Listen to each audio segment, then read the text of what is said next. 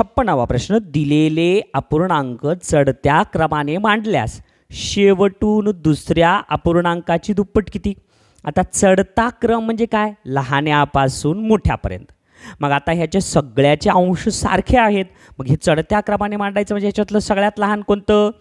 तर ज्याचा छेद सगळ्यात मोठा ते सगळ्यात लहान. मग आता काय? सगळ्यात लहान काय येईल? 1/8. त्याच्यानंतर 1/7.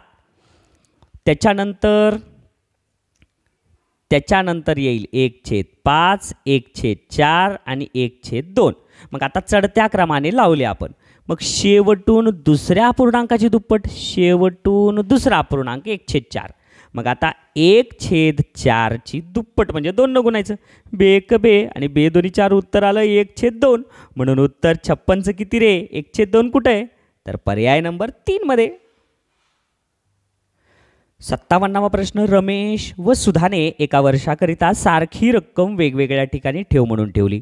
रमेशला 10.8 दराने व सुधाला 10.7.5 दराने व्याज मिळाले. म्हणजे दोघांची रक्कम सारखीच आहे बरं का रे, जर व्याज वेगळं आहे. जर रमेशला सुधापेक्षा 500 रुपये जास्त मिळाले असेल तर रमेशने किती रक्कम बँकेत ठेवली? मग किती रक्कम बँकेत ठेवली? तर पर्यायातली. मग पर्यायातलंच घेऊ की रे मुलांनो.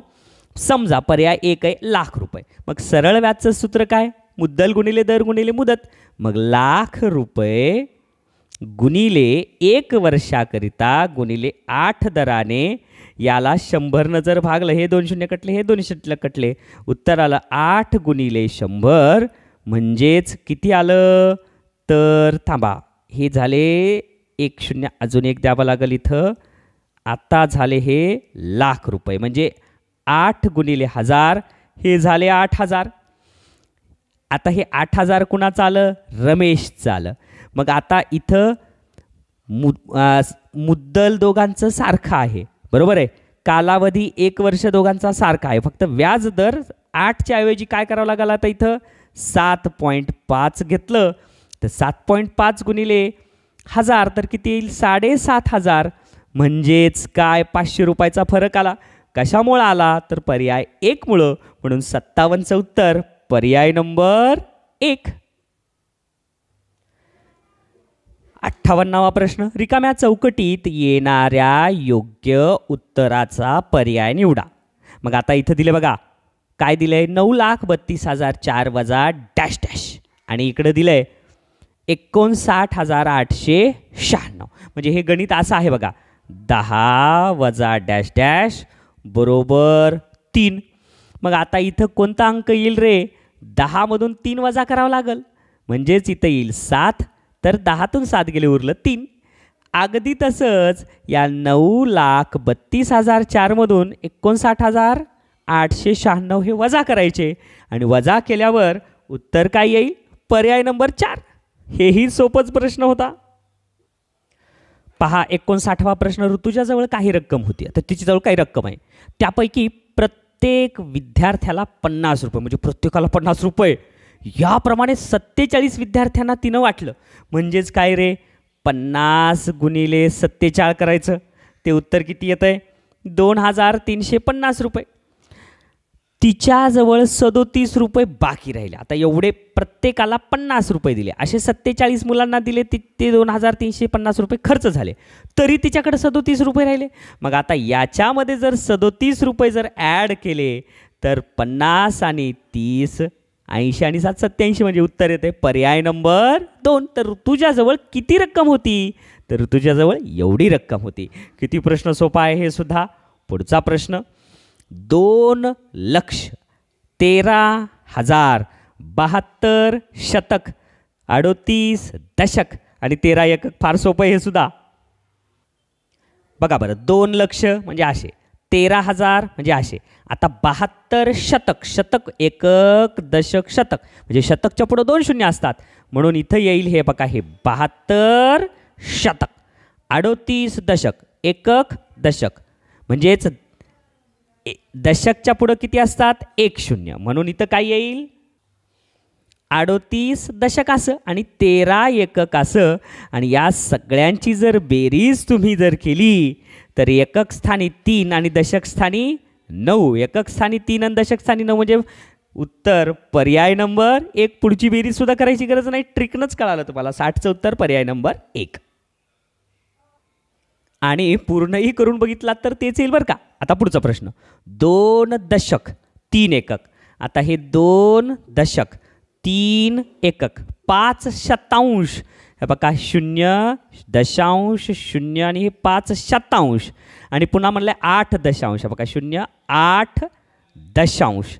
अशा पद्धतीनं आता हे मांडणी तुम्हाला करावी लागेल. आणि उत्तर किती म्हणलंय म्हणजे इथं 5 आणि इथं 8. 85 कुठं आहे का 8च्या पुढं, तर पर्याय नंबर 4. म्हणजे 61व्याचं उत्तर पर्याय नंबर 4. पूर्ण सुद्धा करायची गरज नाही, अगोदरच तुमचं येतं आहे आणि पूर्ण करून बघितला तरी तेच आहे ना सोपं. पुढचा प्रश्न. आता हा तर प्रश्न अतिशय सोपा होता बरं का बालमित्रांनो. काय दिलंय तर खालील पर्यायापैकी कोणता पर्याय अयोग्य आहे ते निवडा. 1 रिम. मग आता 1 रिम म्हणजे किती रे, 20 दस्ते. हे तर करेक्ट आहे. 1 रिम म्हणजे किती, 20 दस्ते. म्हणजे आहे ना सोपा प्रश्न. मग एका रिममध्ये कागद किती असतात, 20 दस्ते. एका दस्त्यात किती असतात, 24. मग 24 गुणिले 20 केल्यावर किती झाले, 480. म्हणजे 20 दस्ते कागद हेही बरोबर आहे, 480 कागद हेही बरोबर आहे. आणि 480 कागद म्हणजे एका डझनमध्ये 12 असतात, त्या 480ला 12ने भागल्यावर 40 डझन होतात. म्हणजे पर्याय 1, पर्याय 3, पर्याय 4 तर योग्य आहेत. मग अयोग्य कोणता, तर 62चं उत्तर आहे. अयोग्य आहे पर्याय नंबर 1, 40 क्रोस. पुढचा प्रश्न. 2 संख्यांची बेरीज असं सांगितलेलं आहे. 2 संख्यांची बेरीज 39.62 आहे. जर एक संख्या 1.259 असेल तर दुसरी संख्या कोणती. अरे घाबरायचं काहीच कारण नाही. हे बघा 2 संख्यांची बेरीज किती आहे, 39.62. त्याच्यातली एक संख्या म्हणजे पॉईंटच्या खाली पॉईंट 1.259. इथं काही नाही म्हणजे 0. आणि यांची वजाबाकी केली तर उत्तर येतंय पर्याय नंबर 3. 10तून 9 गेले 1 आणि 11तून 5 गेले 6. 61 तर कुठंच नाही आहे. म्हणून पूर्ण उत्तर काढायच्या आधीच तुम्हाला कळतंय की पर्याय नंबर 3 उत्तर आहे. दशादशे 7 दराने 5,000 रुपये मुद्दलावर 3 वर्षाचे व्याज किती होईल. आता हा तर प्रश्न किती सोपा आहे. सरळ व्याजाचं सूत्रानं उत्तर काढायचं आणि उत्तर काय येईल, पर्याय नंबर 4. पुढचा प्रश्न. नेहा दररोज प्रत्येकी 100 मीटर बाजू असलेल्या त्रिकोणाकृती मैदानाला 5 फेऱ्या चालत पूर्ण करते. आता हे त्रिकोणाकृती मैदान ह्याचे किती आहे, 100 मीटर बाजू म्हणजे ही 100, ही 100 आणि ही 100. एका फेरीचे 300 मीटर आणि 5 फेऱ्याचे 1500 मीटर. बरोबर आहे. 5 फेऱ्या चालत पूर्ण करते दररोज बरं का. तर ती एका आठवड्यात मैदानाभोवती किती अंतर चालत असेल. मग एका दिवसात 1500 तर त्याला जर एका आठवड्यामध्ये 7 जर गुणलं तर उत्तर किती येईल, पर्याय नंबर 4. नेक्स्ट. समजलं ना. 10,500 म्हणजेच काय, 10 किलोमीटर 500 मीटर. पुढचा प्रश्न.